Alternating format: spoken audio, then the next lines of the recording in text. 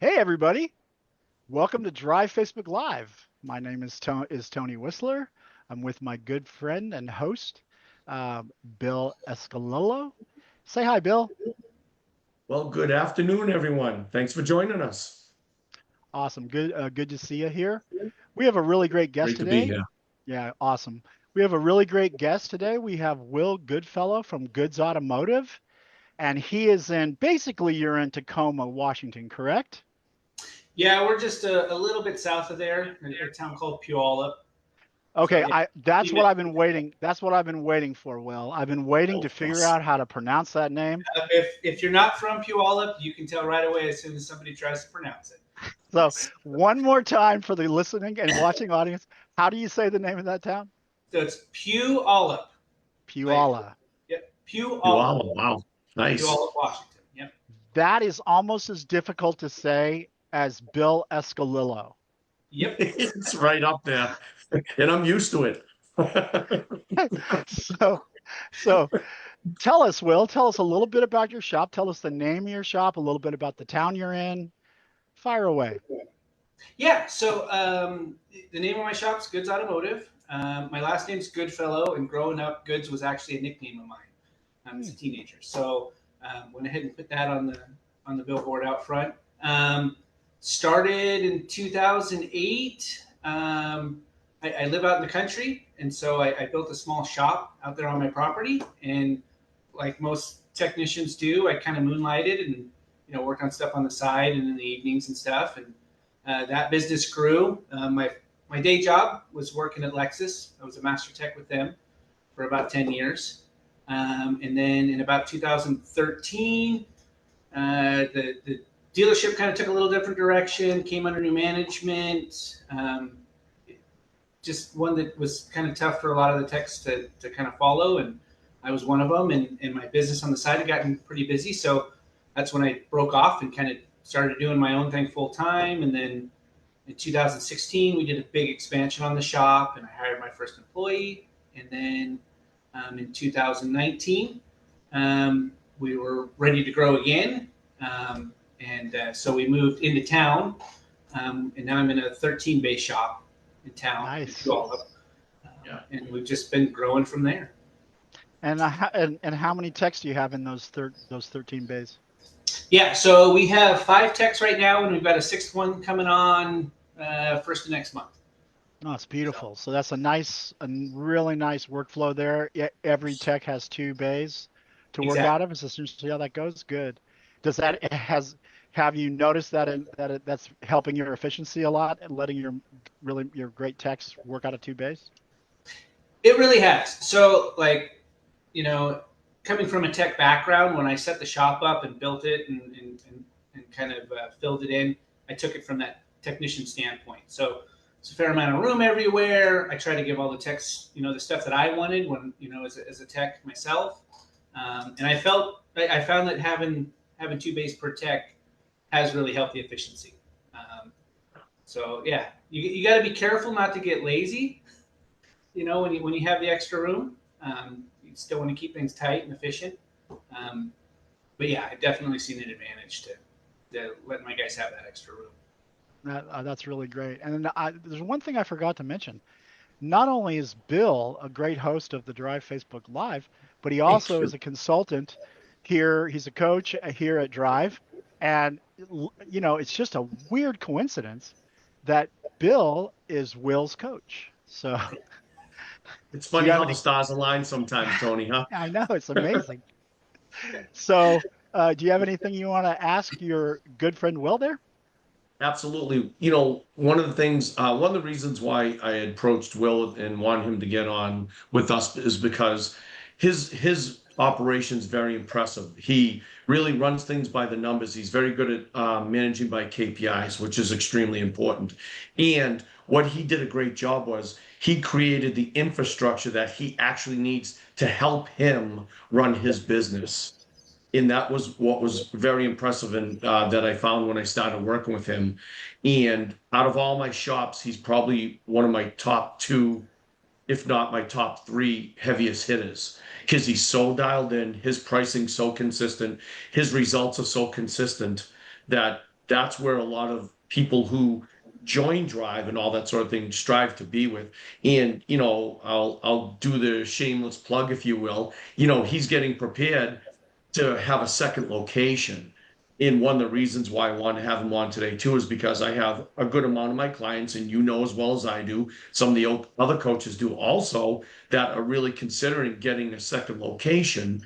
And so the best question I have for Will is, at what point did you really feel that, okay, I can do a second location and I am comfortable that this will actually work?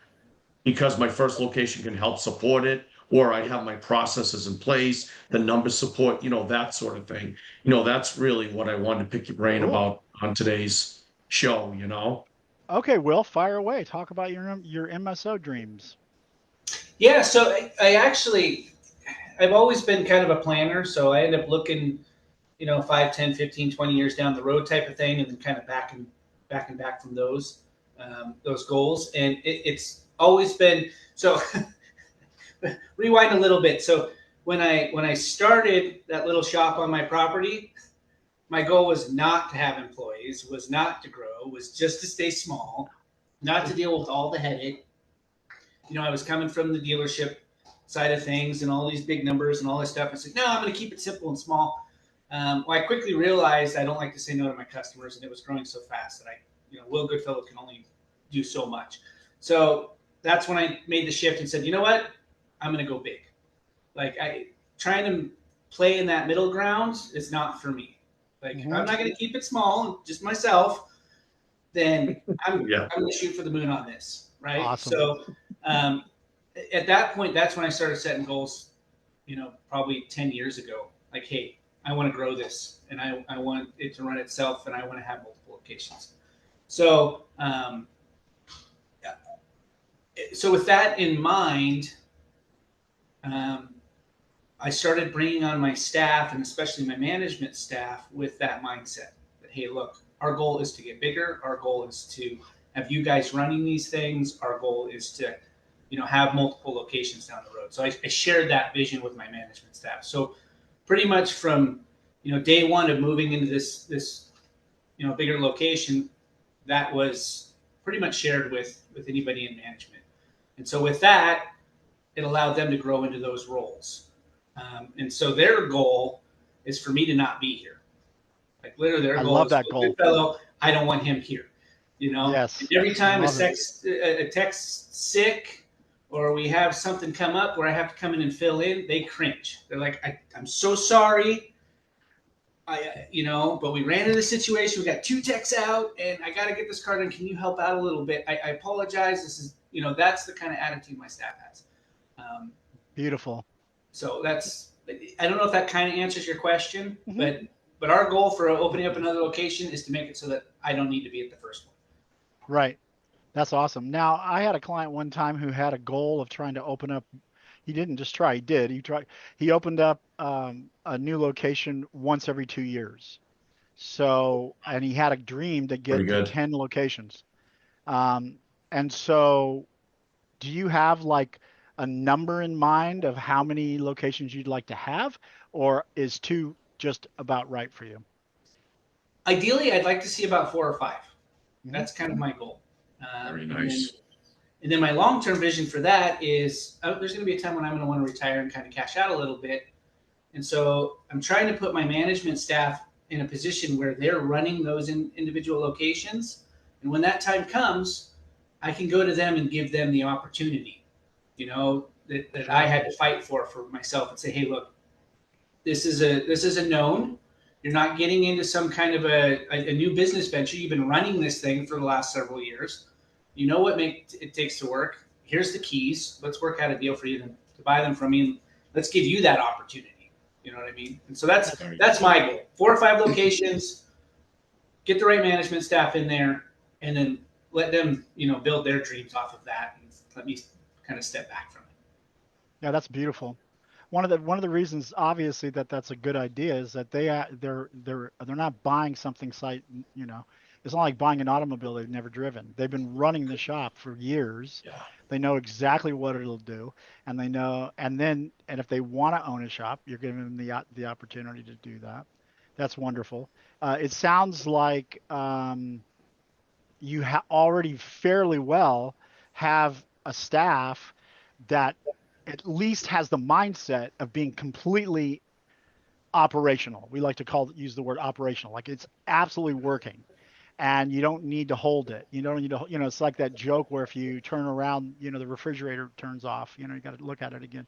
If you don't have to look at it, then it's operational. And it sounds like you're pretty much there with your first team, which is really good. And then you're looking for the next one. Now, I don't I don't always like to talk about like hard numbers because sometimes clients don't want to talk about hard numbers in this kind of format, but some of them do. And the easiest way to measure just how big the shop is just to look at their gross sales. If you don't feel uncomfortable, could you tell us how your gross sales are looking these days? Yeah, no problem with that. So as of right now, I think we're on pace to break 2 million this year. Hmm. And we did about 1.2 last year. So we're definitely, really ramping things up. Based on kind of our calculations for the area, the amount of staff that this location will support, the physical size of all of it, this is probably in the 2.5 to just over $3 million Market? location. Yep. Hmm. So, we're approaching that. So that was our goal, is to optimize this large location here. So that's kind of where we're at. Our goals, like in that 180 to 200,000 a month range. Yeah. Um, and I've got my pay structure and my bonus structure kind of centered around our break even, which that's kind of in the neighborhood of where that is. So my guys start getting their bonuses and making their money when we're in that about 180,000 a month kind of a range. Great. That's And I wonderful. will say, Will does a fantastic job in, without exposing too much personal information about him money wise. He does a great job. Within the number of the gross sales, his gross profit is extremely healthy. He resides in the mid 60s. I think your average we just discussed was 64 for the year or something like that, gross profit percentage, somewhere around there. And that's all of 2025. So not only is he generating his gross sales, but he's retaining enough gross profit where he can actually function, pay his bills, all that sort of thing. Because that's the biggest point of contention with owners. I made all this money this year, but I can't pay my bills. And that, I mean, how many times have you heard that, Tony? A million, maybe 2 million times Oh yeah, I from mean clients. if you focus on just the gross sales, then but you don't focus on actually earning any income, then Yeah, you can seriously push a ton of cars through a shop, and if you don't have everything set right, then you look up one day and you realize you didn't make any money for the year. But that's right. it sounds like you're doing really well. Yep, he is I, very and then impressive. and then I was kind of curious about when you talk about your numbers. And you know exactly what that market will sustain, how much are you like tuned into your marketing and into looking at doing all the work within the community and knowing what the community can sustain? I mean, obviously, a lot of shop owners wouldn't even think to say on a show, "Oh yeah, I know that this shop has the capacity to push 2 million, 2.5 million." Like they're not quite there yet. You know what I mean? Like they haven't gotten that far into it. So how's that? What are you doing with your marketing? Okay, so it sounds like it's kind of a two-part question there. One, how do you come up with a number of you know, what's a maximized number for your shop? And then Right. two, how do you kind of extract that from the community? Is that kind of what you're? Yeah, correct. Yeah. So Exactly. the first would be pretty simple. I mean, you figure out how many bays you have, the amount of cars that you could probably run through there optimally, what your average RO would be, um, and like what a good baseline tech efficiency would be to kind of have. Does that make sense? Sure, So, exactly. um, so you kind of run those numbers. That kind of spits out, hey, with 13 bays, these operating hours with this many techs being this efficient, this is kind of a rough idea of probably Yeah. what you're looking at. So that's pretty straightforward. I think most guys can if they sit down and go over and give themselves some clean data, can come up with a good number on that. And then as far as, that's all well and good. We built it, right? Right.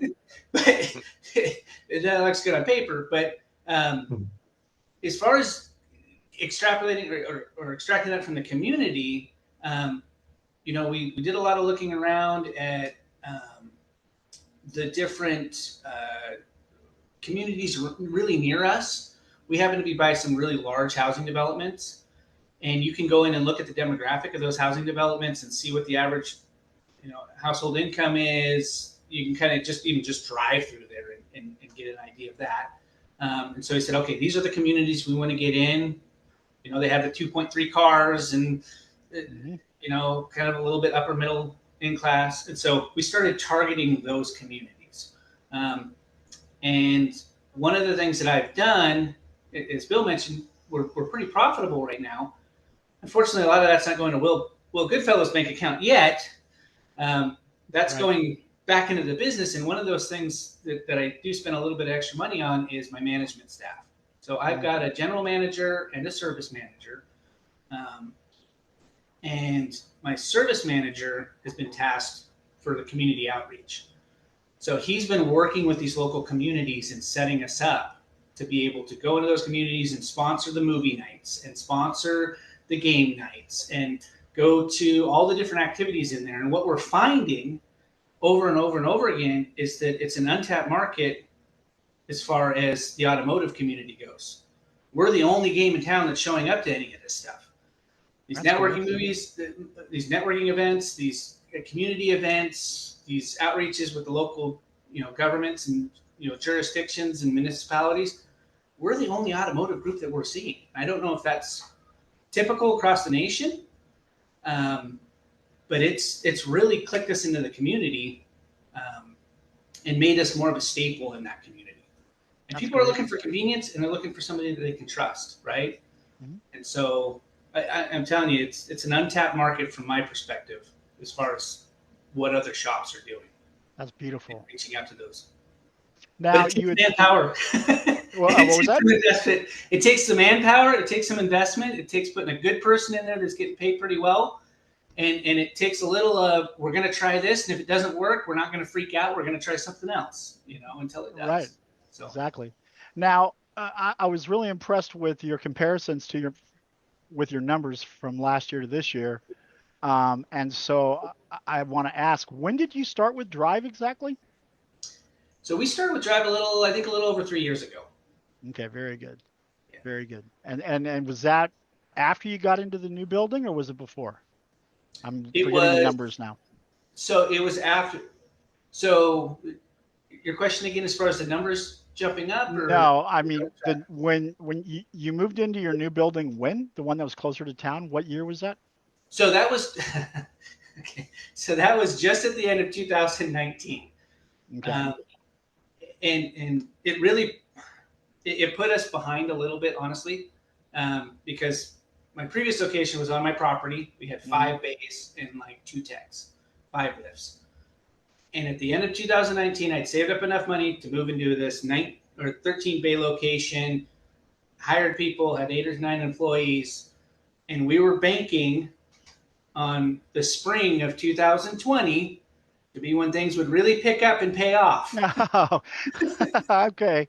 I'm starting to remember history now. Yeah. We all know what happened around March. Right? A little bit of a roadblock. Yeah. So I honestly went into such a deep hole and almost lost everything because of that. There was a couple of years of just really, I lost everything and then some. Right. And that's when I started scrambling, reaching out every way I could. I tried another consulting firm, spent $60,000 or $70,000 with them over a short period of time. Ouch. Didn't really get hardly any results from them. It was kind of almost a shark maneuver, I think, on their part. I'm a huge proponent of joining any kind of local networking chapters that you have. I agree. Yep. And so through that, I made a really good relationship with an individual, Kevin House, who owns Center Collision. He'd been a client of your guys's for, I think, 12, 13, 14 years or something like that. And he said, hey, you need to check these guys out. And so I said, okay, I don't have any money. In fact, I have negative money. Yeah. And I've got this COVID stuff going on, and everything's all over the place. So it was kind of in the midst of that I joined Drive. And I've spent just as much money with you guys over the last 3 years as I did with that other, consulting firm. But you guys have completely turned things around.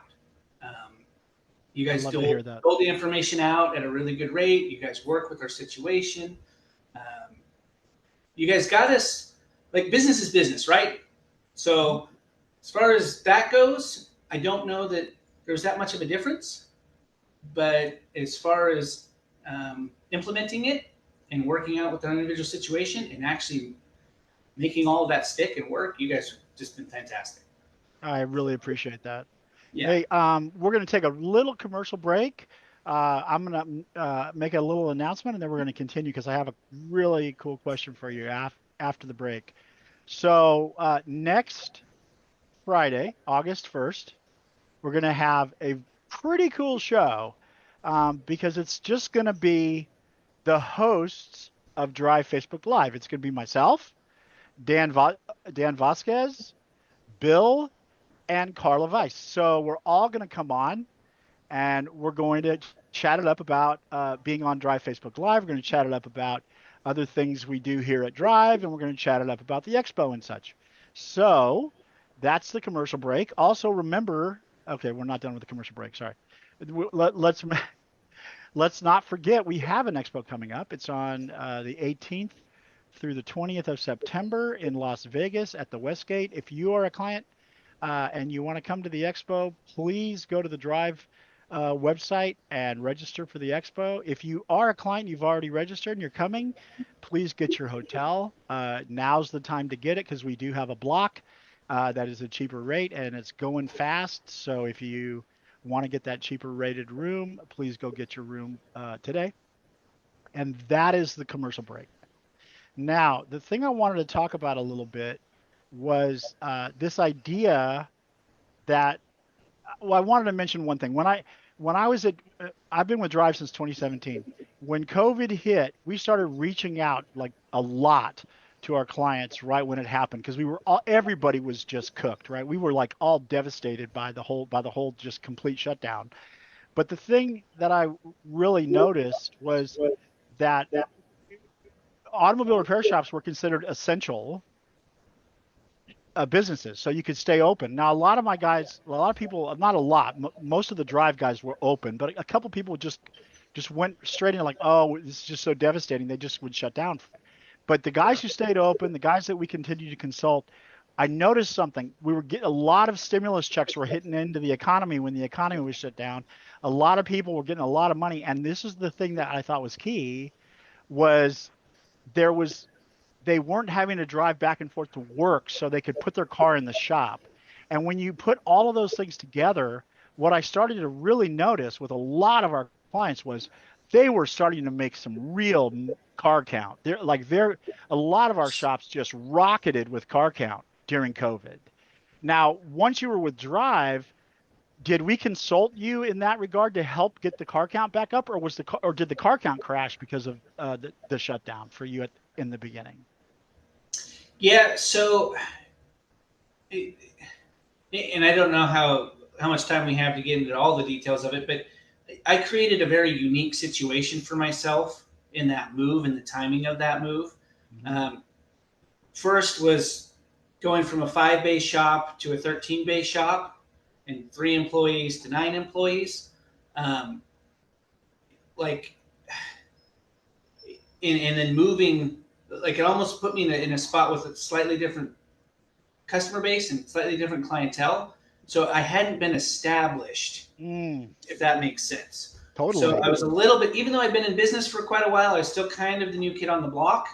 Mm-hmm. And then a lot of the stimulus money to help the shops and stuff like that were all based on gross revenue from 2019 to 2020. And my gross revenue did go up from 2019 to 2020, but nowhere near the rate that my overhead had.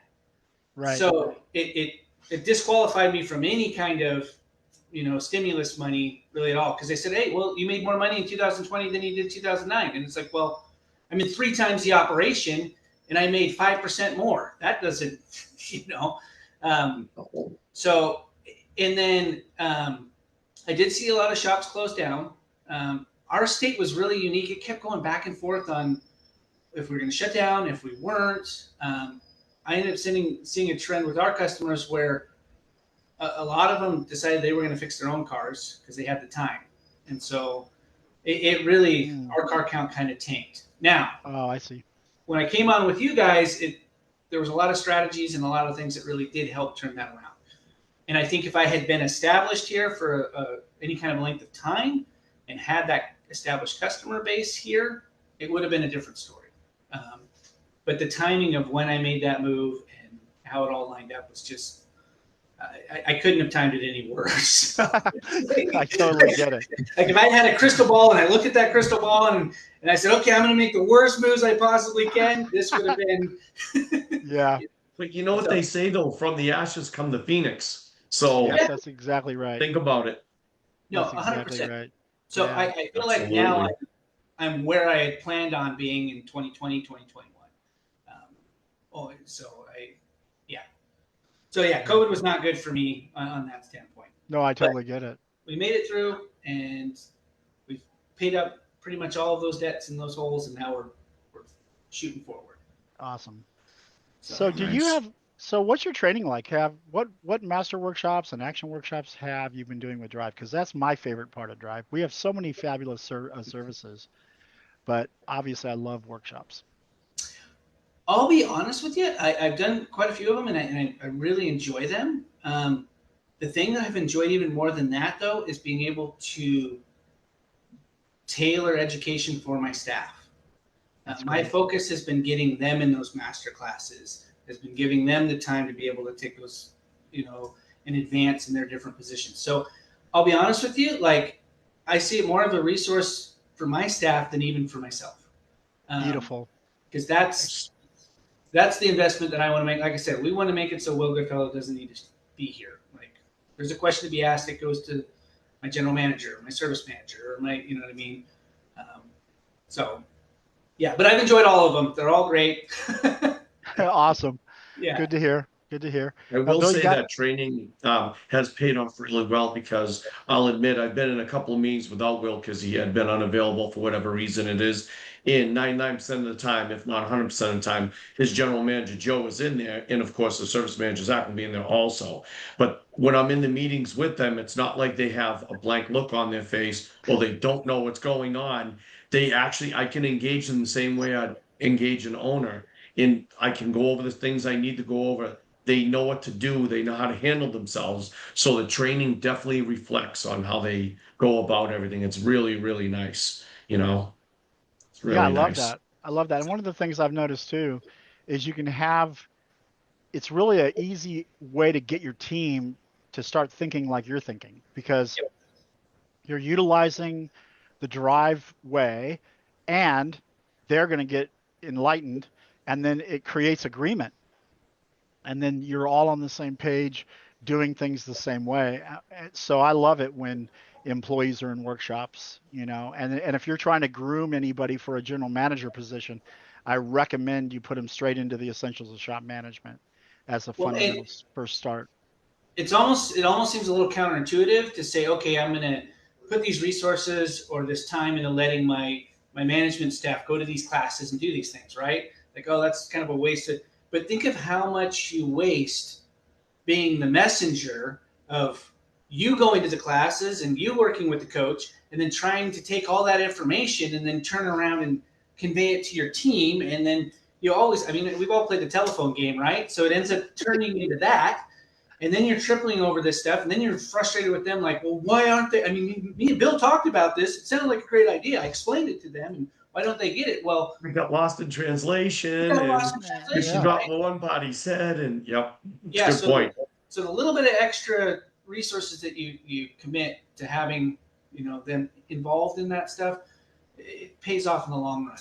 Because you're right, they're on the same team. We're cohesive. We're not We're not having trip over it. So. Wow, we are already up against the time, my friend. 30 minutes goes by quick, doesn't It it? goes by real quick. It does. Any final thoughts, Will, before we call it a day? Invest in your team if you want to grow large. Get involved in a local networking group. I don't know if I can shout out names, but BNI, they're That's national. fine.